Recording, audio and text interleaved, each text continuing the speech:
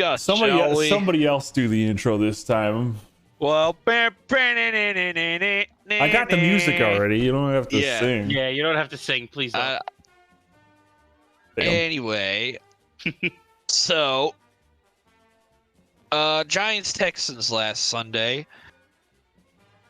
If it weren't for our mediocre offense, we could have scored 50 points on the Texans. But Kenny Golladay is still a member of this team for reasons unknown. Probably because he's got too much of a dead cap if we cut him. Probably. But man, you cannot exaggerate that practice squad players are contributing more to this New York Giants team than Kenny fucking Golladay. Because it is a fact. It's pretty disgusting. The defense turns in another somewhat solid effort. They get a couple of turnovers. We've only got our second interception of the season this week against Davis Mills, who continues to lead a valiant tank effort. But again, the offense, Texans are openly bad. They're openly tanking, and we're still getting 3-and-outs and consistently. It's not like, we had 1 3-and-out against them the whole game. That's it. The offense sucks. No, we were getting stopped pretty consistently, despite the fact that Saquon was gashing them on the ground. We followed what everybody else did earlier in the season, where you play Texans, you run ball, you win. We gave the ball to Saquon 35 times, a career high for him, and he rewarded us with about 150 rushing yards and a touchdown. So the game plan was stuck to. Daniel Jones had some good throws again. He played a solid game with 2 passing touchdowns, but this was a game where we definitely could have scored a lot more points. And walking away from it being another 1-score game against arguably the worst team in the league, it leaves a bit of a bitter taste. Because you know what this offense can be, but it can't be at the same time because it's holding itself back. It really is just a lack of talent thing that's showing, and the reason why we've had so many 1-score games is because we can't blow anybody out. At least you can win 1-score games. We don't have a game like the Jets did against the Dolphins where they dropped a 40-burger. They said today, there was a tweet on our NFL, and it perfectly encapsulated, because I didn't know how many games this has been, okay? Next week is Detroit. Detroit is the ultimate Jekyll and Hyde team on both sides of the ball, right? So, not just in the matter of one side's good and one side's bad. It's no, one side can either be really good or really bad, and the other side is really bad, or, with the exception of the Packers game, mediocre. The Packers game was obviously the best game they played all year, because they only gave up 9 points. But Jared Goff can either score you 40 points or 14 points. And I don't know which Detroit we're going to get. That gives me a lot of pause to lock in any sort of pick this week.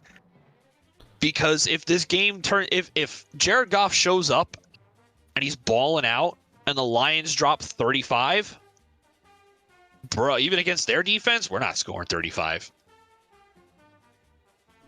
The way we win this game is that we have to have the hide of the Lions show up. Yeah. So yeah, it's a little bit of a trap game for that reason, and I'm pretty nervous about it. But 7-2, a chance to go to 8-2. Philly lost yesterday. So Indy, the Philly is playing Indy this week, and a loss by them and a win by the Giants puts us in a tie for first. You can't be upset with that. Only a game out of first. This team's the NFC is such a wish-wash of mediocrity that 2 or 3 more wins pretty much guarantees a playoff spot. So the Giants are knocking on the door. But after the Lions are the last easy opponent that the Giants have. There are no more gimmies after this game. You've got 2 against Washington. You've got Thanksgiving against Dallas. You've got 2 games against Philly, and you've got Minnesota. The toughest schedule remaining in the league. Yep. So this team can preach about like how good the coaching's been. The defense has ridden us to a bunch of these victories, and Daniel Jones has been pretty clutch, and Saquon has been as good as advertised. But this is the part of the schedule where it's really nut up or shut up. We thought that was going to be the first part of the year. We thought we were going to get buried. Like the first 5-6 games of the year, like that's how our season was. It's 2 mountains with a valley in the middle in terms of strength. So starting off the year with like incredibly tough opponents in like Tennessee and Dallas and stuff, and then we've had this lull. Well, the Lions are the last game in this lull, and then we're going to start climbing the mountain again. So hopefully they've learned enough from these games to where they can keep up with these playoff caliber teams, because all of them are going to the playoffs, except maybe Washington. And Washington, you can't even really rule out either. Yeah, they've caught a second wind. They've caught us. Yeah, Heineke is that, spark plug guy. He's not going to blow anybody away, but he's a guy that teams rally around. And Rivera said that he is going to be starting this week too, even though Wentz is going to be possibly healthy. So you could have everybody in the NFC East, in addition to the AFC East, over 500 this week. Like, what a time to be alive. Yeah. No real injuries, I think, occurred in the Giants game last week, so nothing really to go off of there. We're still waiting for seeing if Bellinger will come back. He's still listed on the injury report, which is weird because I thought they would just put him on IR because there's no way he's coming back from a broken orbital bone like that quickly. So, interesting. We're going to be as healthy as we were last week for the Lions game, and I think the Lions have a lot of missing pieces too. So we'll see what happens. And yeah, that's my Giants recap. Kind of all over the place, but not much else to talk about. That's pretty solid. Well, what happened in Buffalo? What happened? I'll tell you one thing, guys. I just want the Bills to play in a game of the year that they actually win. Always the bridesmaid. They're all, I mean, to be honest, like, are the Bills the ultimate bridesmaid franchise? I don't even know what that means. Always the bridesmaid, never the bride. 4 Super Bowl versus all losses. Game of the year against Kansas City. Game of the year against Minnesota. Right now, I feel like last year we had better chances of making the Super Bowl than this year. Even though, like, we're in season's barely halfway over, so little overreaction. But no, I mean it was an insane game. Honestly, there was a lot of ref ball that like kind of took the win away from Minnesota early, like towards the end of that game. Like that catch by Gabe Davis wasn't a catch. But what are you gonna do? Can't really review it. But the catch by fucking Justin Jefferson. Yeah, that was a catch. But the real question is, why the fuck are you not knocking that ball down on 4th and 18? Well, that's what I'm saying. That is actually the point in the game where I felt like, okay, we lost. Like, even if this does go to overtime, even whatever, I'm like, we lost this. That play, oh, God. Yeah, 4th and 18, Cam Lewis, a practice squad safety, is trying to make a pick over the greatest wide receiver in the league. I said it. Justin Jefferson, hands down, in my opinion, best wide receiver in the league. And he tries to make a pick over Justin Jefferson, and Justin Jefferson does Justin Jesus things and fucking grabs it, comes down with it. AJ the jet oh plane. My God. That's me. It's absolutely stupid that he decided to, like, a pick is worse for us. Just bat it away. We get it back at the line of scrimmage. I don't know. That was annoying considering, we kind of got burned on a Hail Mary play against Arizona previously, Was that last season or 2 seasons ago? I think that was last season. It was right before our bye last season. The Hail Murray. Yeah. Or was it the COVID season? Might have been the COVID season. I want to say Hail Murray was 2 years ago. No, there were. I think there were people. Yeah, well, but it was Arizona. Yeah. It was the COVID game. Yeah, it was a COVID game. So 2020. I'm like, have we not learned anything from that game? I mean, granted, that player might not have even been on the team at the point, but it's like, are we not going into every practice like, yo, fourth down, bat it down. Last play of the game, bat it down. Don't try to make a fucking pick. Just fucking bat that fucking thing into the moon. Like, he had his hand on it. All he had to do was just punch that fucking ball to the moon, and it would have been fine. But anyway, I digress. I mean, it was still a great game. Just, I call it the game of worst case scenarios because, like, every time the Bills had the ball in the last, like, the second half of that game, you would just think to yourself, what's the worst case scenario for the Bills right now? And it just manifested itself. It was fucking nuts. You guys, like, I don't think you guys have scored a second half touchdown in 3 straight games. It's possible. Yeah. I don't think you have, yeah. And I think the stat was you've been outscored 47-12. A lot of that is time of possession, and then the other half of that is also Allen throwing picks in the second half. Like, a lot of them. But he's thrown 4, I think, in like the fourth quarter this year, either this year or like during this losing streak. Whereas in like the last 30 games or whatever, he had 2 in the fourth quarter. He's not playing his best football. Like, literally the past 10 quarters has been some of his worst football I've ever seen. Which is nuts. I mean, but what's scary about the Bills is that you guys are still like heavily competitive, even though he's playing his worst football. Yeah, we're heavily competitive, and still somehow the defense does manage, for the most part, to show up. I mean, they made an incredible stop on 4th and goal. Yeah, they made an incredible stop. That was great. They made an incredible stop during overtime to keep them out of the end zone.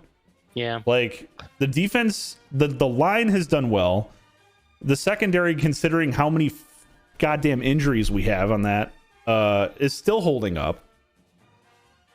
It's just like Allen just needed to be Allen, and I don't know, man. Like, I even thought to myself when we had the ball on our on our own one, I was like, all right, worst case scenario is safety. We get the ball back, we get a first down, and we, or safety and our defense stops them.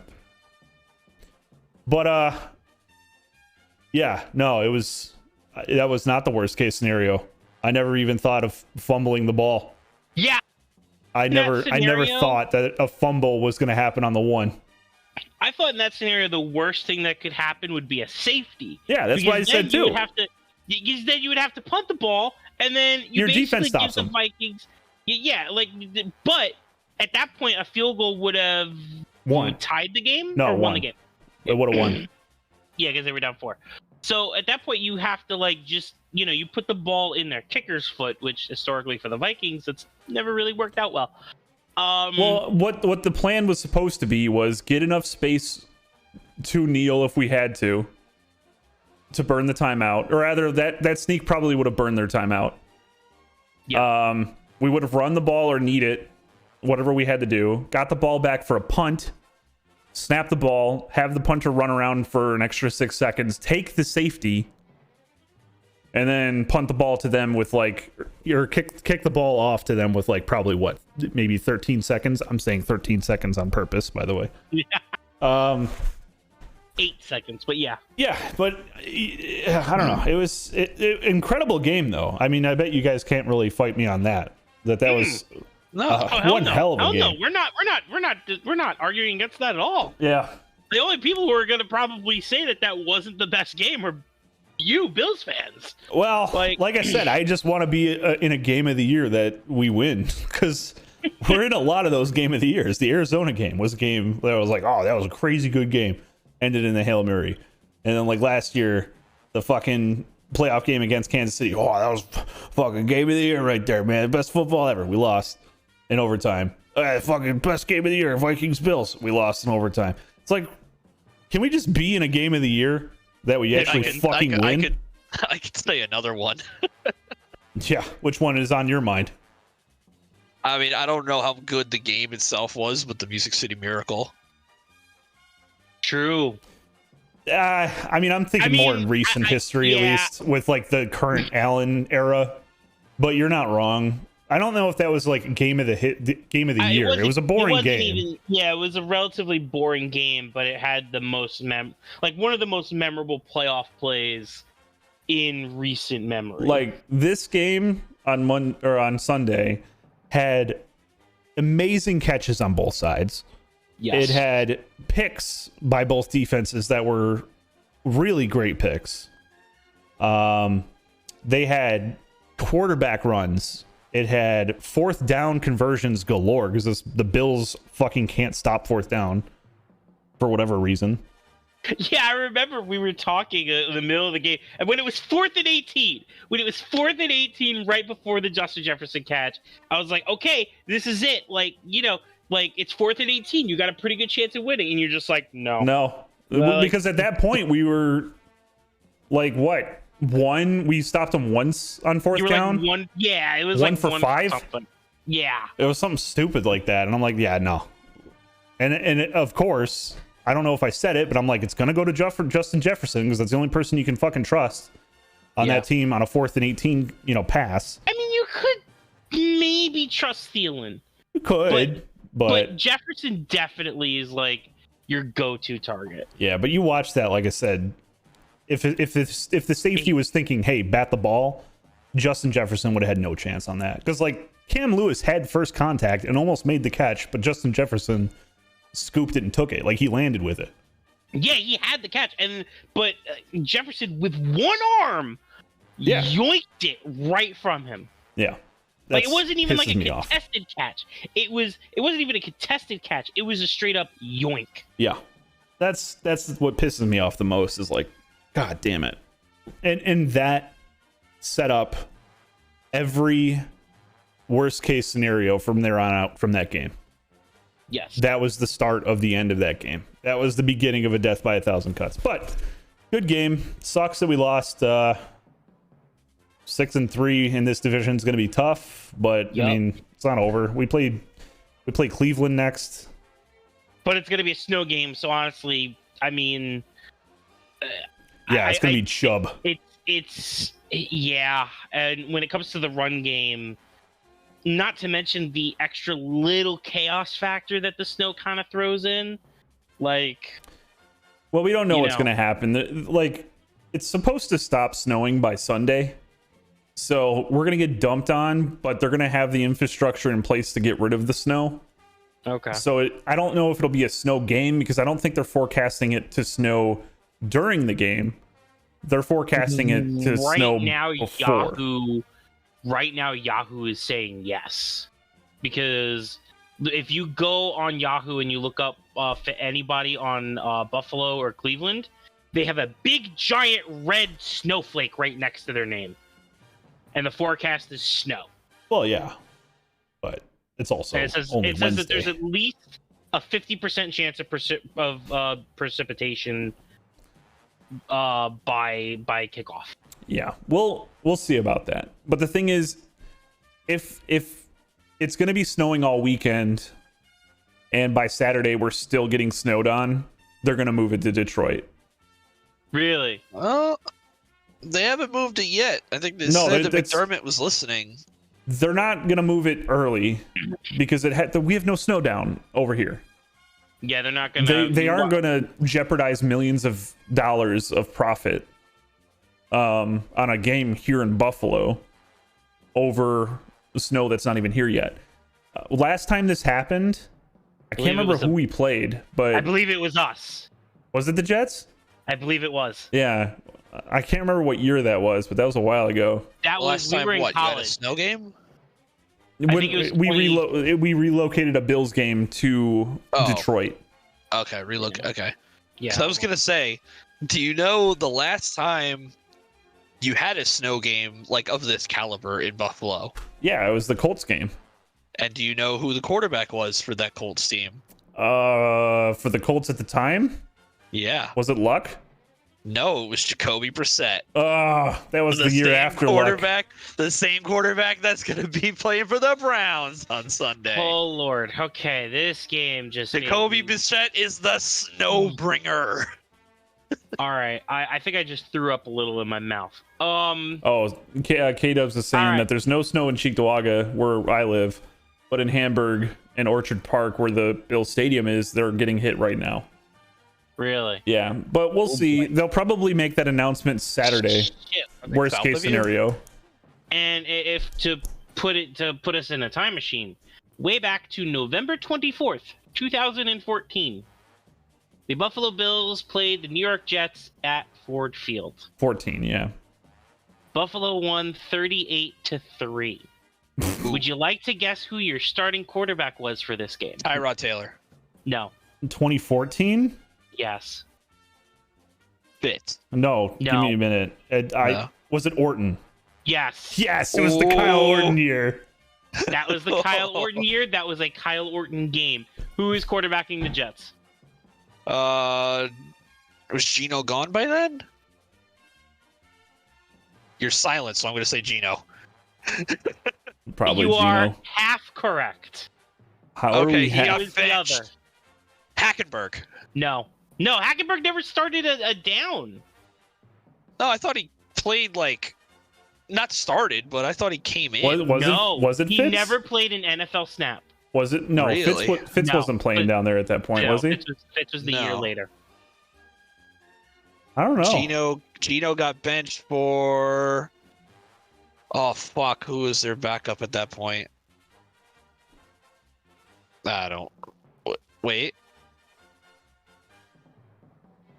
It was the. Who was fighting with Hackenberg for that backup position? God damn. You're gonna say his name, and I'm gonna. Oh my remember. God! You just looked it up. I Didn't you? did. Yes, I'm not gonna Okay, cheat. you but- don't. Oh, No, you I can't forgot. say it. But you can't say it. But No, I'm gonna give up for letting the All show move on. are you ready?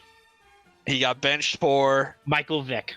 Oh my You forgot God. Michael Vick I was on the forgot Jets. all I about Michael did. Vick. I It's completely also, forgot I Vic was on the believe Jets. it's possible Vic was the one who started this game, and Geno Smith is the one that came in.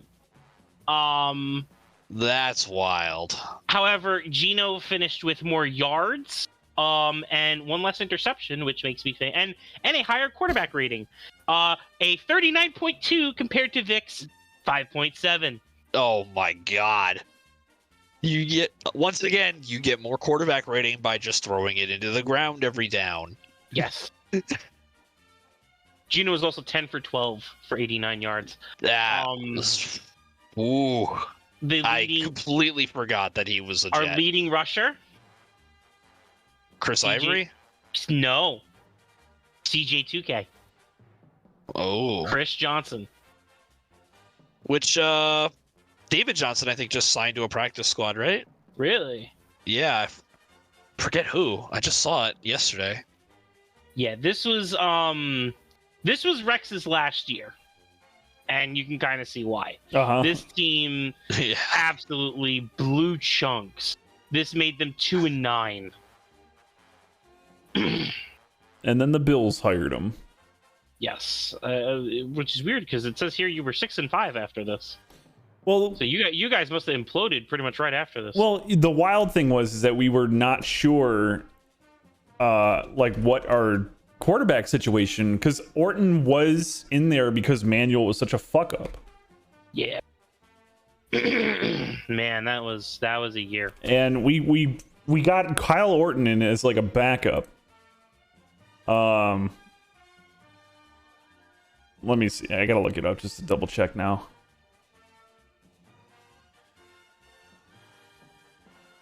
Where the fuck is it? Yeah, so right. Okay, so 2013 we had EJ Manuel. And then 2014 we picked up Kyle Orton as Manuel's backup. And then Manuel played for like 4 games, and then Orton had to come in because I think for an injury. And then Kyle Orton was like kicking ass. Like, he brought our team to the promised land. Like, we almost made the playoffs that year. Yeah. And then 2015 came. We're like, Kyle Orton, will you please play football for us? And he's like, fuck no, I'm retiring, bitch. I'm out of here. Because, like, he joined the Bills to join a team to get, like, backup reps and get a backup check, you know, for his, like, last year, have an easy I'm gonna year. have to play. Yeah, he had to play 12 games. He had to play 12 games. And then after EJ Manuel, we got Tyrod Taylor, Matt Castle. Matt Castle was supposed to be our starting quarterback. And then Manuel was supposed to be the backup, and Tyrod was like a third stringer. But Tyrod ended up winning that job. Man, that was fucked up. I'll never forget the 2018 year. We started off with Nathan Peterman, who they started over Josh Allen for some reason. Because he was already there. Yeah. And then we had Josh Allen. And then he got hurt, so we had to play. Peterman started like 2 games, right? He started 2 games, yeah, and then like he sucked at both of them. Yeah, so Nathan Peterman started. Josh Allen took over because Peterman sucked. Yeah. And yeah, then the Saints signed David Johnson. I'm sorry. And then Peterman had to go in for Allen at the end of a game, and then we elevated Derek Anderson from the practice squad. We had 4 quarterbacks that year. Derek Anderson, Matt Barkley, Nathan Peterman, and Josh Allen. That's also the reason why we didn't make playoffs that year. Well, yeah. You were what, like 6-10 that year? What's that? 2018, were you like 6-10? No, I think we were like a little better than that. I think we 7-9. yeah. Were 6-win season. Probably 7-9. Like, do you know that, Liam, or are you just saying? No, I'm just guessing. Probably 7-9. 2018 NFL season. You were 6-10. Ha ha! All right, yeah, because the extra game. All right, so Picks. yeah, do you want to move to picks, or do you want to do kicking and sticking first? We can do kicking and sticking, but we have another minor thing to address first. Breaking news from the desk of TBS Sportscast. There has been a trade in the Fantasy League of Awesome. Well, What? not yet, because it still hasn't actually gone through yet. Okay, but it's been agreed to in It's writing. been agreed to in principle. It has been agreed to between yours truly Yes. and the other host of this cast. Yes. Plus, you've made a trade and you don't know about it. You've agreed to it in principle, also, by the way. What? No, it's Josh Allen for peanut. exactly. What just happened? You traded away Josh Allen for peanuts. I mean, So okay. no. I proposed to Liam. I had an extra tight end this week because I had a bye week last week for Mark Andrews, and he's been injured, right? So I picked up Cole Kmet, and Cole Kmet had two pass receiving touchdowns last week. I noticed that Liam does not have a tight end this week because Gesicki is on bye, and Gesicki is just not good this year because the Dolphins aren't throwing to him. And Waller is also an injured reserve. But not And that he Darren was Waller good. is also an injured reserve. Not So that I he was sent good. him a DM. I'm like, hey, I got a Cole Kmet here for you. So we worked out a little bit of a deal, and it's a little rough on both sides, but I think both sides are going to come out for this a little better than they were. So the full trade, the first place, Dave on the Haters, will send Cole Kmet and Garrett Wilson to Liam's team in exchange for James Robinson and Alan Lazard. Your thoughts, Puzz? I have none. What? Yep. Damn there it. we go. Who cares? Yeah, That's but, my like, thought. I don't- Who the fuck cares? Man, Now, if you're telling me that you were changing like Saquon Barkley or like some other shit, I'd be a little upset or like a little concerned. But come on, Cole Kmet, he had one good game, and it was the He's had game that you 3. picked him up once. he's had 2 good games He's back had- to back. Oh, Yeah. okay. I'm sorry. because Justin Fields is starting to be good now. Yes. Did they win last week? Yes. Yeah. No, they didn't. They lost by one. I was about to say, didn't they lose? That's right. That's right. They lost by 1 to Detroit. They didn't. But their offense is getting better. That's good. That's good. But their offense is getting better. Well, I mean, I don't care. I mean, any trade with Alan Lazard in it is, I don't know, not very interesting to me. Any trade where Cole Kmet is the centerpiece of the trade. Yeah, that's it. Yeah, I just kind of want to get off. I want to get off Green Bay's wild ride there. Yeah. Especially now that Christian Watson might be good. Aaron Rodgers might be bad. I don't know. Unrelated, I but look at it the other way. I'm like, I don't think they're gonna make the playoffs, but I think they're gonna at least but I think they're gonna at least see, salvaging their season is the wrong term because they're actually fucking themselves over. No, by winning they games. need to have a season like this to hit the hard reset button. Yeah, they need to. They need to lose, but I don't think they're going to lose. I think they're starting to find their rhythm on offense. I mean, they lost 6 straight, so I think the damage is done. And the damage is done. Liam just had a hard on for getting Garrett Wilson back in the deal, so. Yeah, I just, I was like, fine. I'll capitulate. Give me Alan Lazard. I was like, because I just wanted bench pieces. And he's like, I want Garrett Wilson. And I'm like, well, I'm not giving it to you for bench players. He's like, okay. Since Keenan Allen's still hurt. I'm just glad personally that week. I survived weeks 7, 8, and 9. I can't believe that Vince is in 3rd place. I'm playing him this week.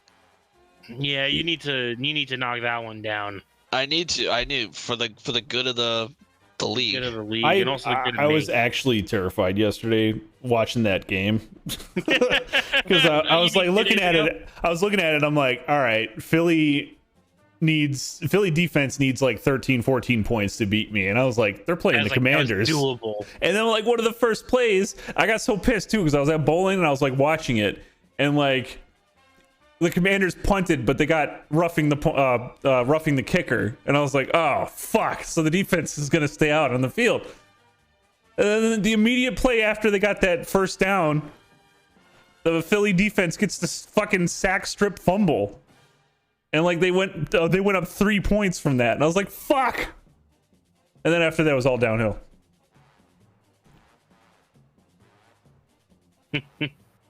But yeah, at the beginning of that game, I was like, "Shit! If any defense can get 13 points, it's gonna be Philly against Commanders." Yeah, and they didn't though, so that is surprising. For me. To be honest, I did not expect Philly to lose to the fucking Commanders. Can we like talk about that briefly? Oh, it's fantastic. I'm on fucking cloud I'm sure nine you right now. are. Yeah. I got a massive boner. No, I'm kidding. What happened in that game? Like they are the Giant Slayers. The Commanders. What happened was the Commanders did exactly what you were saying about the Bills. It's time of possession. Did you see the difference? Yeah, it was like almost like 3 times more, I think, at one point they said. Yeah. It was like 40 minutes to 10 minutes or something at some point in the game. I'm like, Jesus fucking Christ. It was ridiculous. They game planned the shit out of that team. They did such a good job. Yeah. And like relying on their run game to extend those drives and the running backs delivering. Mm-hmm. You know? And they even fucked up and gave that fumble on the 10-yard line? Yeah, they had a couple fumbles. Yeah. Well, Philly did. No, I'm talking about the Commanders. They even gave Philly like 7 easy points, and they still came out on top. That's nuts. Yeah, but Philly was doing everything in their power to give it right back. Yeah. I mean that deep bomb by Hurts, only for the guy to take 5 steps and then just drop it. I was like, "What are you doing?" Big yikes. Yeah, that was yeah. All right, you want to do go to picks? Or you want to do kicking? Let's go to kicking and sticking, and then we'll go to picks. Hold on, we need special kicking and sticking music. I don't know what that'll be. Yeah, I wouldn't know what that would be. Hold on, give me a minute. We'll find something. Let's see here.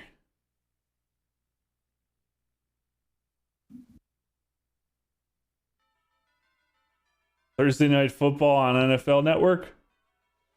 Okay. Sure. Okay. Whatever. This doesn't fit, but whatever. We're going with it. You gotta tell me if we need new music for a segment. Oh, never mind. This does fit. I like it. All right, we're good. Okay, cool. All right, so I guess I'm going to be leading it off since I haven't exactly talked a whole lot, thanks to the Jets being on a bye week, which I think in the end we kind of came out on top since the Bills You won lost. a big game. Yeah, and you went won into your a bye week. as Like that's opposed to great. us. Although I think winning the bye week just means not having a player be injured on an ATV ride. That's what I'm saying. So anyway, this all started, or I guess Brandon got the idea to I guess let me run the segment today because of one question I had. I believe it was Sunday, and I guess I'll start off with that. Unless you revise the question, I have a more concrete answer now. I think the thing is that I saw that article. I think I know what you're talking about. Yep. But still, I think that's just speculation. So I'll hand the floor to you guys. Kicking or sticking? In the AFC West, only the Chiefs will not be looking for a new head coach. I'll let Puzz go because I have my answer. I'm talking McDaniels gets fired, I'm talking Hackett gets fired, and I'm talking Staley gets fired. I'm kicking it only because Mike Davis recently, or was it Mark Davis? Sorry. Mark Davis literally just had... He's going to reference the same article. Mark Davis was like answering questions about this exact topic with McDaniels. He's like, he had the very typical, like, Rome wasn't built in a day kind of attitude. And he's not typically the kind of guy that says that kind of shit and then shit can somebody 2 weeks later. However, the real reason I do not understand how this is even a thing. How are you so cash poor as a franchise that you can't fire him? I think because you have no money to hire a new one. What?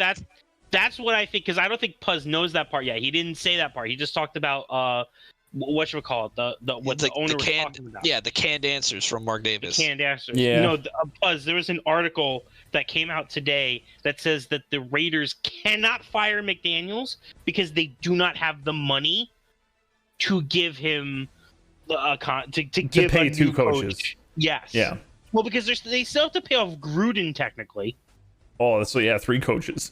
And that Gruden got a fucking... He got a 10 years, monster $100 million. Yeah. and he got a stake in the team, if I recall correctly. So they have to pay $10 million to Gruden, and they would have to pay the remainder for McDaniel, whatever the hell his contract is. So from the sounds of it, McDaniel's staying for at least for at least the rest of this year and all of next year.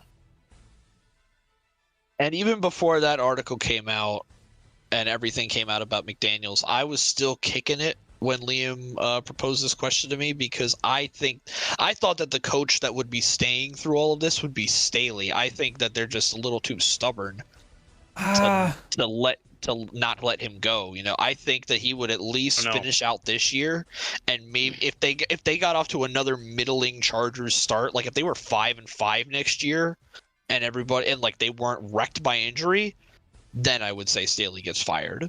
I don't know. Maybe. I think Staley is the most likely to get fired. I think even above Hackett. Staley is more likely. Just because most people don't fire coaches after one season unless there's like a major reason to do so. Like, I know the Chargers are losing, but like 5-4 is not. That's not a fire the coach record. Not yet, but it's how they're losing. Like, I know it's all coaching reasons. I agree, but the problem is that they're winning enough that it's like they're gonna forget that. But it's the same thing with the Bills, where like you're like, okay, when's the last time the Bills won a one-score game? When's the last time the Chargers won a one-score game? Technically, that was the Ravens game. Like, We did win sure. a one-score game there, but sure, but like fair. consistently, the Chargers have the same problem. Where Staley's decision making in the last like 2 minutes is fucking third grader level. Yeah, I don't know. I don't think you fire a coach like that with it. I mean, if he ends up losing the rest of the games and he ends up, whatever that is. I think if they miss the playoffs, it's in the conversation. It definitely is. He's most likely. Misses the playoffs. If he misses the playoffs this year, definitely probably going to let him go. Yeah. Denver Broncos this year, I think it's too soon. Notice we have not talked about the Broncos at all because we all believe Nathaniel Hackett should be fired. He should be. I don't think they're going to. Okay, so I saw this stat. I think it may have been yesterday. If the Broncos would have scored 18 points in every single one of their games, they would be 8-1. Yes, I saw that stat. That is ridiculous. That's insane. Yeah, it is true. If you could manage 18 points. 18 points out of an offense. An offense, mind you, that has Russell Wilson. Go on, Brendan. Sorry, I cut you off. No, it's fine. The offensive and defensive metrics they had for the Broncos, they are allowing 14 points a game. Best in the league. They're scoring 13 points a game. Yeah. Worst in the league. With arguably, supposedly, a better quarterback in the league. But we're starting to see that was a cap, so got to give credit where credit's due, man. Russell Wilson had us all bamboozled. Yeah. All right, so next question. This one actually does affect me and Puzz. So as it stands right now in the AFC playoff picture, the Dolphins, Jets, Bills, and Patriots are all in playoff position. Kicking or sticking, all four of these teams will make the playoffs. Oh, kicking. Absolutely kicking. Really? So it's like I said last week when I posed the question that 3 teams from both Easts are going to make it. Well, here, let me ask this, Brendan. I'm gonna rifle off a couple teams, and you tell me if they're gonna make playoffs. Yeah. Bengals. Yes. Okay. Browns. No. Steelers. No. Colts. They're not dead. We had to pause. Holy shit. They're not dead. They might get in because of that tie. Jags. Like I'd have to look at the rest of their schedule. Jags. Well, okay, so we know the Titans are winning the South, right? So that's what I mean. So basically, you have 9 teams, right? Baltimore is in the head of the AFC North. Titans are ahead of the AFC South, and Kansas City Chiefs are the head of AFC West. I think that your wild card teams are going to be the Bengals, the Jets, and the Dolphins, probably. Okay, so basically what you're saying is, like in order for AFC East to get all of those teams in the playoffs is to take all the wild card slots, and basically the AFC North, South, and West don't have a single wild card team whatsoever. And honestly, Bengals, Browns, Steelers, Colts, Jags, Texans, Chargers, Broncos, Raiders, those all don't currently sound like playoff teams, except for maybe the Bengals. So it is possible, but Bengals could be. I think the Chargers. I think the Chargers could sneak in as a 7. I'm gonna stick that, Liam.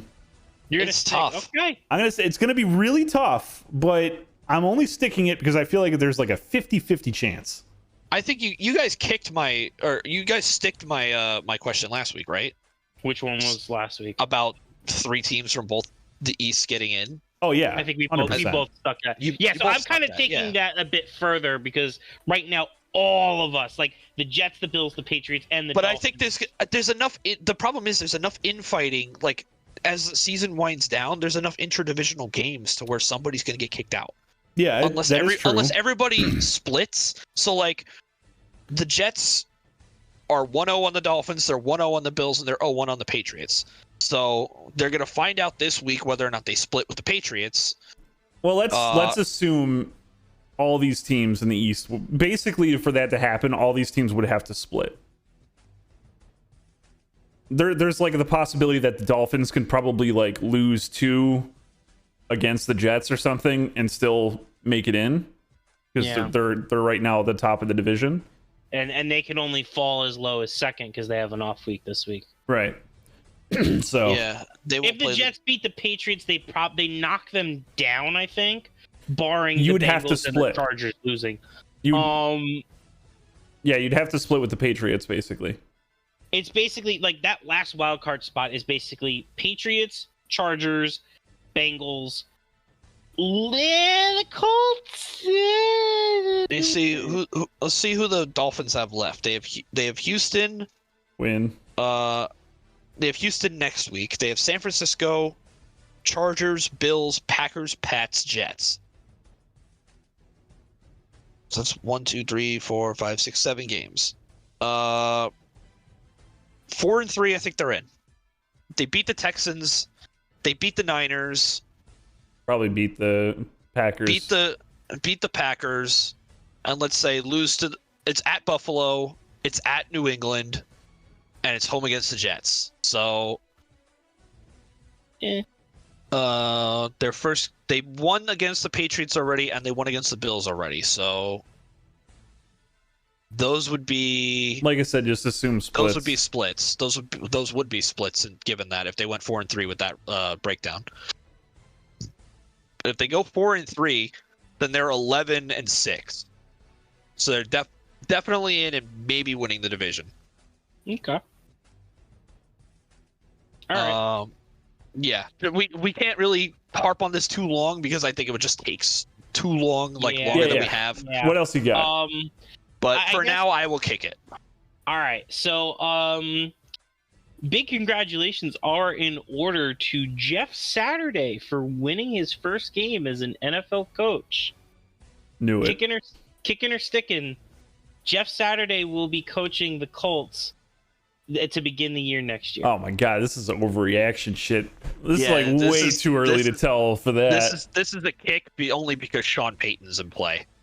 Yeah, I think I'm gonna kick it as well because there's possibly gonna be a lot of coaching vacancies. Like Sean Payton cannot coach all these teams. How often though does an interim coach take the head coaching job the next year?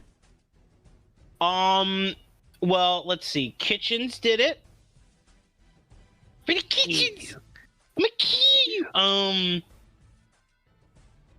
Bias. What was his name? Bisaccia. Bisaccia should have. I think we all realize that now. He should have. I realized it back then. He should have. We all kind of realized back then. I mean, we all thought Kitchen should have. What other interim coaches have taken over and done well? I really don't think there's many that have done well. There's probably none that have done well, and there's probably not many that have kept the job. Who took over for Dan Quinn? In Atlanta. I don't think they did well, but no. That might have been Ulbrich for. Did Ulbrich do it for a while? No, not our DC. All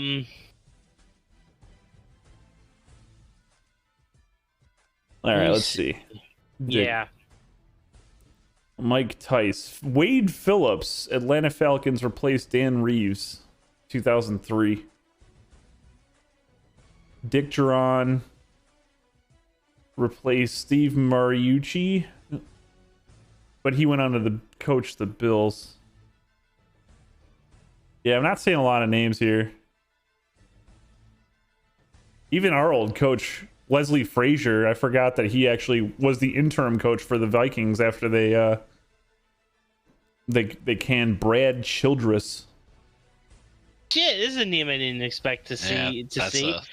Todd Bowles was an interim head coach for the Miami Dolphins. Why did I feel like Bowles was an interim head coach at some point? His name was just floating in my head. He was for the Dolphins when they replaced Tony Sperano. And then Tony Sperano was an interim coach for the Raiders. Yeah, and we had Spags. Wait, Dan Campbell was an interim coach for Miami Dolphins. Yes, after Joe Philbin. Yes, wow. we are the reason Joe Philbin got fired. because we went to London, we beat the shit out of the Dolphins. They came back and were like, "You're lucky you got a plane ride back to the United States. We were about to leave your ass in London. You're fired." We had Spags the year we fired McAdoo. Pat Shurmur. Yeah. That was that's a name. So basically, not many. Yeah, Anthony Lynn. You guys, Lynn replaced Rex Ryan. Yeah, And but then he went went to go coach the Chargers and just fucking fucked it up. Fucking ran him into the ground. Steve Spagnuolo. Yeah, that's what I'm saying. Spag. Then he went to Kansas City and won a Super Bowl. Greg Williams. Yeah. I was gonna say Greg Williams, but I thought he was off the team at that point because he got fired for the cover zero. Yeah. No, he was actually, apparently Greg Williams took over. He didn't take over for Kitchens. Or he didn't take over for Hugh Jackson. He took, Greg Williams took over, not Kitchens. So yeah, Okay. so to answer your question, I'm definitely going to kick that because it's not historical. It's very rare in NFL history that an interim coach gets the head coaching job. Like, interim coaches are just brought up because it's True, convenient. They're in the building, they're already there, they already know the system, whatever. But that's the thing. Saturday isn't necessarily from the building. He was only a consultant. He wasn't a part of the coaching staff. Right. But, he's a figurehead that is like, oh, hey, I have a Saturday jersey. He was a center for my team, Like, it might just be a PR move. Who knows? It's a yes man move. That's how it was framed. I mean, they gave it to him over, like, two other coaches on the staff that made John more Fox sense. and what's his face, the other one. So to me, that Not means... John Fox. I don't know. I'm definitely kicking that. Adam Fox. No. Yeah. Yeah, No, and I'm gonna end kicking it there only because it's already 9:53 and we have to get to our picks. All right. Pick music's All right. coming up. Puzz, I will extend the offer to you. Would you like to do Kicking or Stick It next week, or do you want me to do it? I mean, it's only fair. If you want me to, I'll try to find a couple. I mean, I feel like I didn't do a kicking and sticking, but like a couple times before, I did throw some shit at you at the end of things.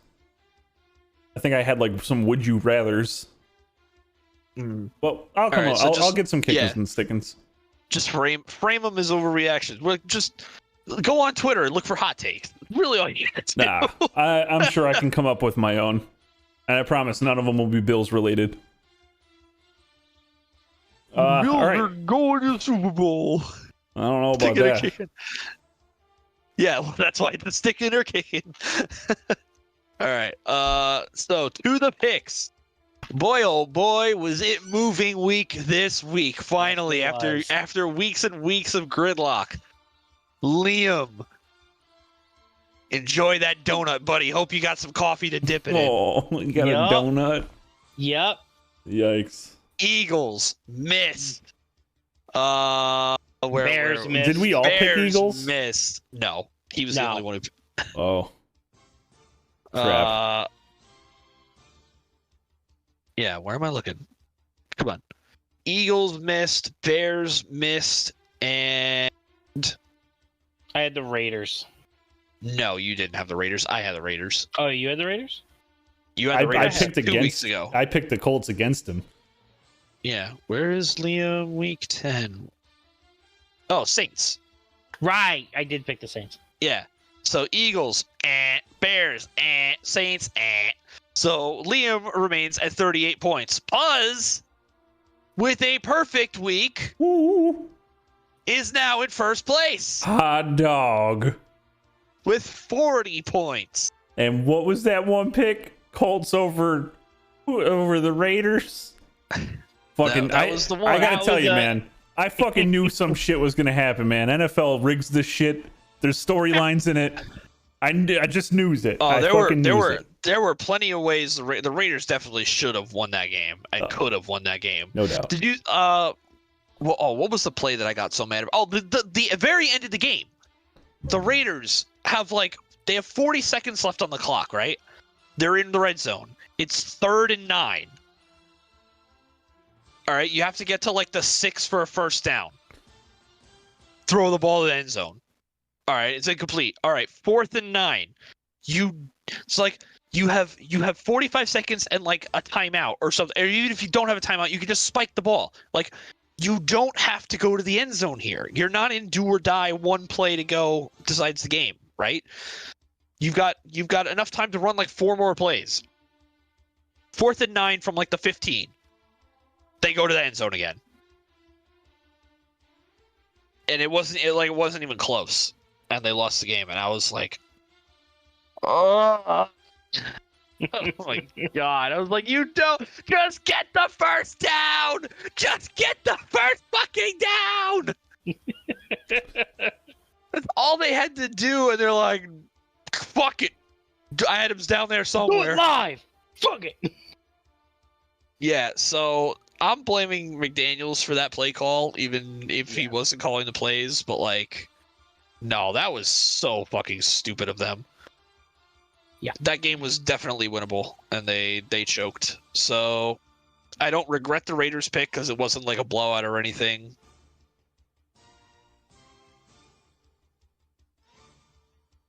But Puzz being in first place. And by the way, I am tied with Liam now with a 5-point week. So, you can go second. I'll yes. go last because I haven't gone last at all this year. Yeah, well, that's how it would have been anyway. So Puzz with 40 points and in first place with a perfect week. Lead it off. All right, I'm just going to start off. You know how I like to make these 1-point picks a little spicy. He's throwing a little Tabasco on it. I'm throwing a little bit of. You're gonna sprinkle a little spice up on it a little bit. Sprinkle a little bit of spice. A little jalapeno relish. For this 1 point, it's not really going to be that spicy. It might be, possibly. I'm taking Pittsburgh winning at home against Cincinnati. Oh, Pittsburgh playing at home. They got TJ Watt back. And they'll more than likely, I think, have Minka Fitzpatrick back in the lineup, right? Right. Sure. no. I don't know their injury situation. I didn't I even think- remember that Fitzpatrick was hurt. Yeah, he was. Like, they got TJ Watt back, and then Fitzpatrick was hurt, so everyone was like, "Fuck." But I don't know. I think if Pittsburgh's defense is healthy and they're playing at home, Cincinnati's offensive line's been, very shaky at best. I think Pittsburgh can get at Burrow, keep Jamar Chase at bay.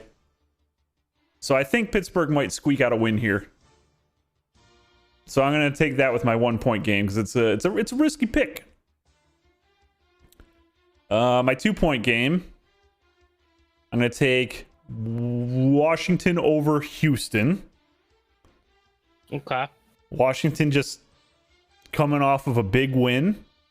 There's a good chance that they can fall right on their faces after beating the undefeated Philadelphia Eagles.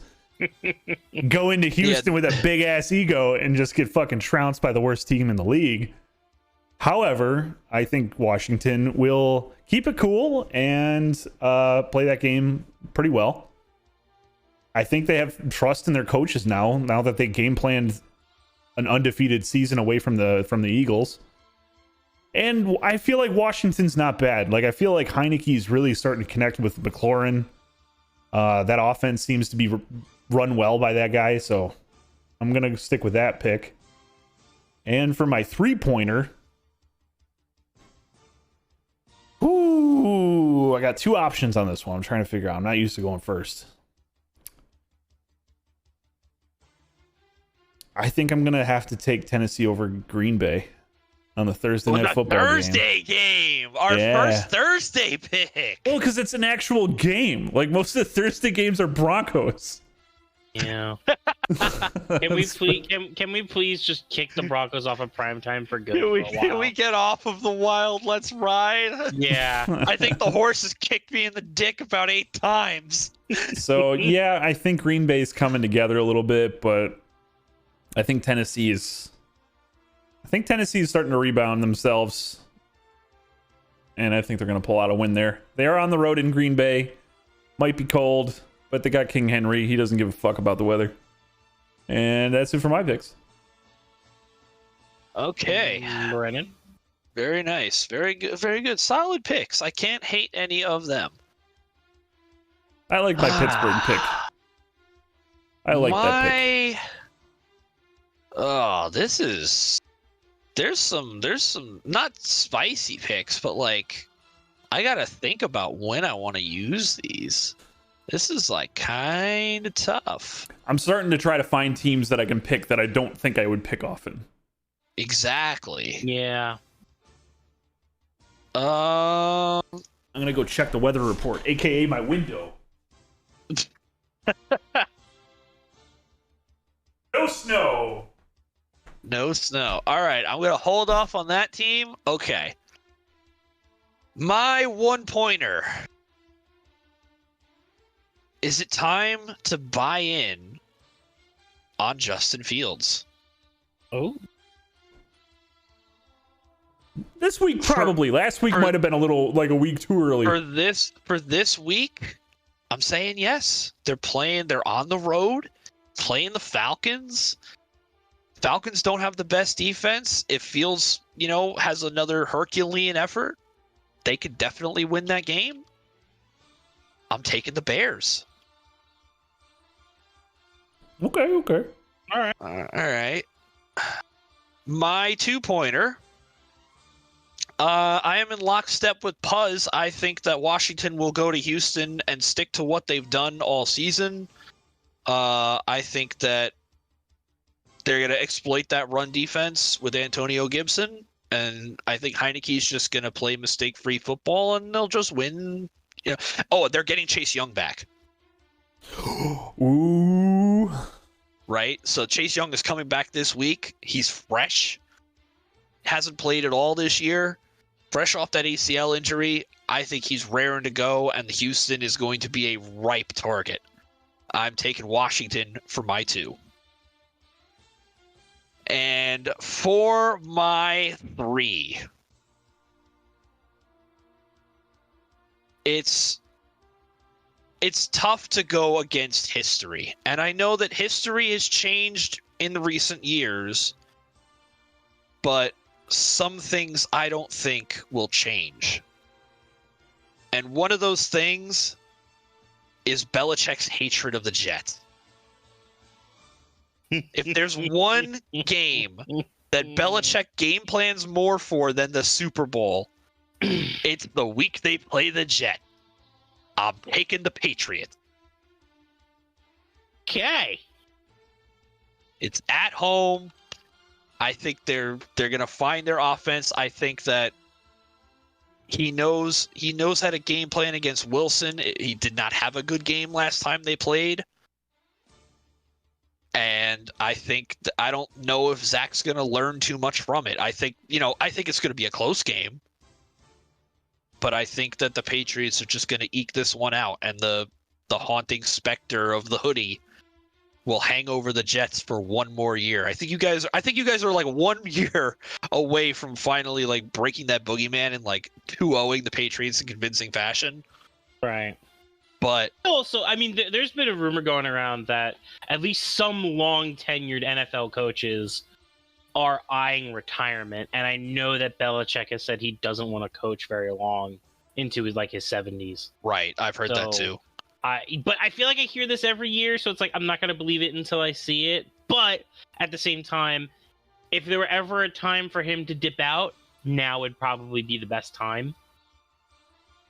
Because I feel like, the Patriots are in disrepair, I think, at least from a personnel standpoint.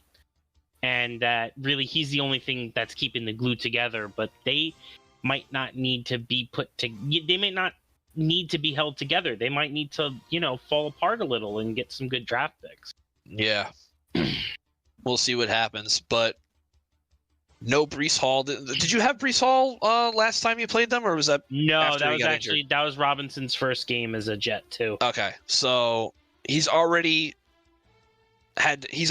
used to game planning to where they didn't have Hall, and you put the game in Zach Wilson's hands, and Zach Wilson threw 3 interceptions? Yeah, technically 2. One of them was kind of out of bounds, but all right. Well, the point stands. I'm taking the hoodie. Okay. for 3 points. Can I chime in here? Sure. I think the Jets are going to win that game. Okay. Why point. did you have to steal my thunder? Sorry. Because now it's my turn for the picks. I have a feel like for whatever reason, I feel like a lot of you guys, especially you two, you guys don't like to pick your own team. And that's exactly what I was about to do. I'm Do you sorry. understand what? Like, you understand what we've been through because I know. until recently the Bills were not good. I so know. how could you ever pick them with confidence? Well, that's why I thought it was safe to say it then. I'm sorry. I was only confident to pick the Giants because they were playing the Texans. I won't even take them against the Lions. I'm sorry. Okay. So, Puzz stole my thunder there. But yes. How many points would you like to put on them? One. So it is not a full-blown I believe. I'm actually saying I have a few games that I think that coming up for the Jets where I would actually assign a 2 or even a 3 for. I know what those are. But I actually have a few, so I don't, I actually have choices. I have to figure out which ones I want to, get to. But with Puzz's pick of the Steelers, by the way, we are down to one team that has not been picked: the Texans. Yeah, that ain't happening. I mean, they're 1-7, so They're 1-7-1. I'm sorry, 1-7-1. But yes, so The worst week of your life so far. here's the thing. I think if there were ever a time where the stakes were high enough, where there was so much at stake, A lot of stakes. this is the time. This is the moment. Like, oh God, like this is first place of the AFC East. This is, you have control of your own destiny. And the Jets haven't had that since 2015. Even then in 2015, they didn't really have control of their own destiny because they did, but that was for a wild card spot. This is for the top of the AFC East, which they really haven't had in like 20 years. You know what's crazy about this game? If you win, you're in first place. If you lose, you're in last place. Potentially. If the Bills win. I think if the Bills lose and the Jets lose, the Jets are in third and the Bills would be in last. No, or maybe. Well, I think the crazier thing is that if you win, you're in first and the Bills are in third. Yes. Yeah. Like, we'll be in first. Miami, by virtue of the bye, is in second. And because we own the tiebreaker against them, and we own the tiebreaker technically against you. Yeah, and then the Dolphins also own a tiebreaker against us. And if we win and Philly loses, we're in first. Hey, look and the at thing us. is that when looking back at that first Jet game, one play, and we win that game. If that pick six doesn't come back, I think that the whole momentum of the game changes. I think Zach doesn't play hero ball. I think that he doesn't throw the picks. I think the offense can control games because it's largely a running game, which means that they can control the clock, they can control time of possession. And I think that now with Robinson being more acclimated to the offense, as well as, now we know what, an offense without Breece Hall is going to look like, but, it's a 1-2 punch, Robinson, Carter. Then maybe they throw in a little Ty Johnson. And I think Zach had a decent enough bounce back week against the Bills. Was it flashy? No, but he doesn't need to be flashy. And that's what he needs to understand. And now that they've had a bye week to sort of absorb the information, maybe get a little bit of film study against the Patriots and figure out what Bill's going to do, I think that they have a good shot. And I think that their defense, first and foremost, is what's going to win them the game. I don't think Zach Wilson's going to come out here, throw for 300 yards and 3 touchdowns.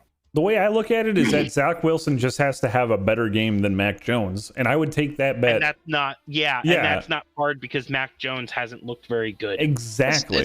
It's not out of the realm of possibility, but what if What if the zap comes in? Still, No, I'm kidding. I would still take that. No, I'm kind of memeing, but like, I'm like the You reason can't for convince more. me that they're not the same person. Like, No, they really are. They're really just spit out of the fucking Madden Create a Player simulator. seriously, dude. But I'm pinning the Patriot win more on Belichick's scheming than the Patriots like. No, I mean you're not Offense wrong. being- No, you're not wrong. You're Yeah. not wrong. That's why they're only a 1-pointer. But the thing is, they could scheme all they want to keep points off the board. I feel like the Jets defense is gonna give Mac Jones a lot of fucking problems. So it doesn't matter how well he schemes against it.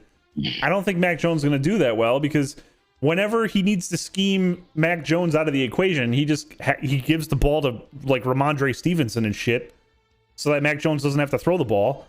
But the Jets have a good run defense, Yeah. so that like it's not gonna work. It's gonna be a I low think point this is- scoring game, I think.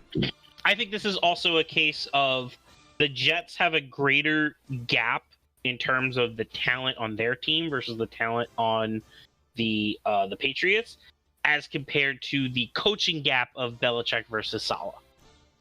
Like, Belichick is still the better coach, but I think that, like, you know, like the Jets have better secondary, they have a better defensive line, I think they have better linebackers, they have better wide receivers, they have a better running game. And then there's also the chess match that this is the second game you've played against them this year. So you have that Exactly. like extra element of like, we already saw them this year, this is what we can expect. Or this is what we showed them last time, this is what we're going to bring to the table this time. You know, so there's a lot of like, you know, 3D And chess this- going on. And this will be the third full, hopefully, game that Wilson plays against the Patriots. Getting sick 'cause over there? No, just a little cough. A little tickle in my throat. Tried to have some water. But yeah, just to not to spend too much time on it, but yeah, I'm taking the Jets as my 1-pointer because I gotta have faith in them at some point, and you know, I figured, you know what, Now's the this time. is do or die time. Yeah. For my 2. So, I think that they're also fighting for playoff positioning. And it's about, and what better way to get into that position than by beating a rival? I'm taking the Cincinnati Bengals over the Pittsburgh Steelers. Oh boy, you're counterpicking. I'm going against you. And It's fair. I think that while the Steelers defense is still good, I think that if there's anyone to beat it, it's the Bengals, because the Steelers defense had TJ Watt, the Steelers defense had Minka Fitzpatrick, you know, and it, you know, they played them last year. It still didn't really matter. The Bengals are still good. Like, they have plenty of offensive weapons. As long as Burrow doesn't throw the game away, I think that they have a real shot.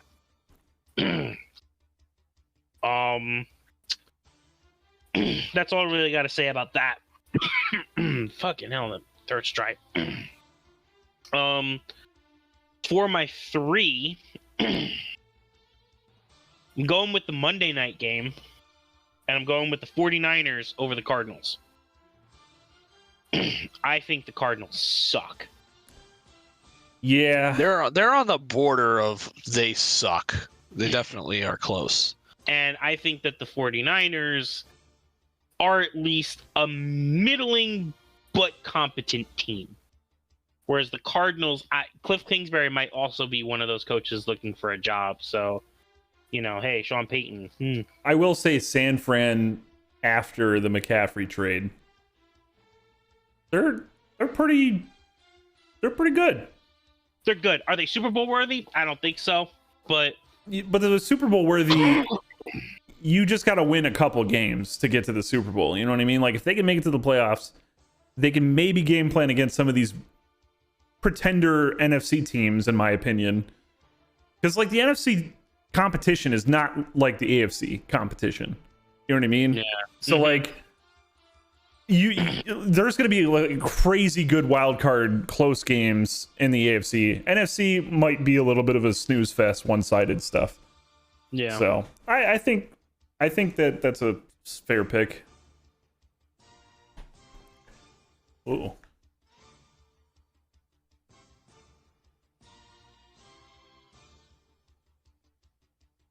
So, yeah, that's my 3-pointer. I figure, I used up a lot of my picks on the good teams right now.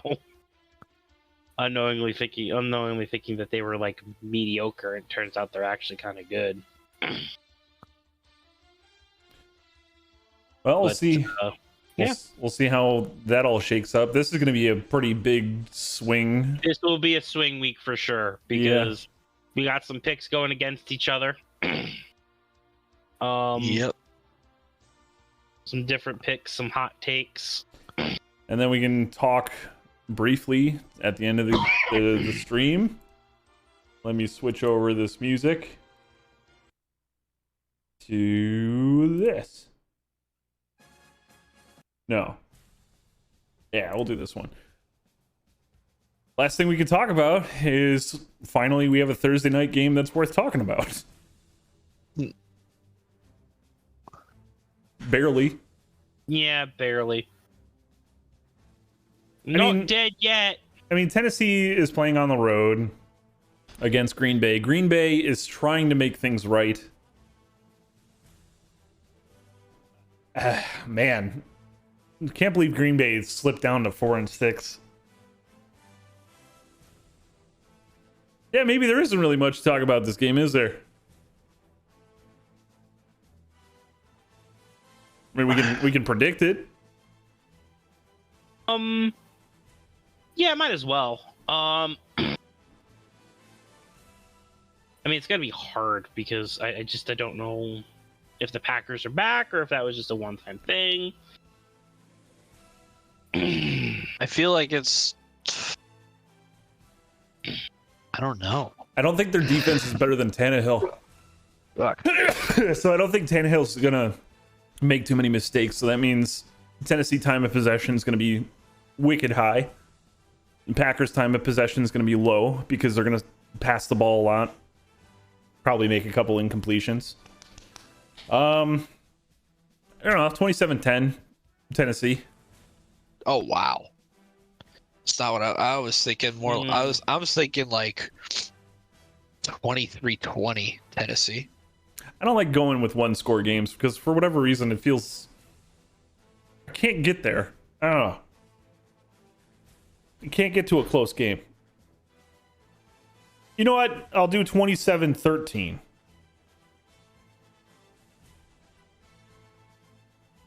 It'll start off close, but I think Tennessee will kind of come out in the second half. They could. I'm gonna say 14-10. I think it's gonna be a boring game. Ooh, I mean it is a Thursday night game, so it has that. Yeah. Offenses will be vanilla. I think Rodgers will kind of go to his base. I'm gonna throw the ball, and that usually doesn't. No, Aaron. No, Aaron, no. Watch me do it again. No. You wouldn't. Yeah. All right, well, there it is. That's it. We're done. So we'll see you guys all next week for week 12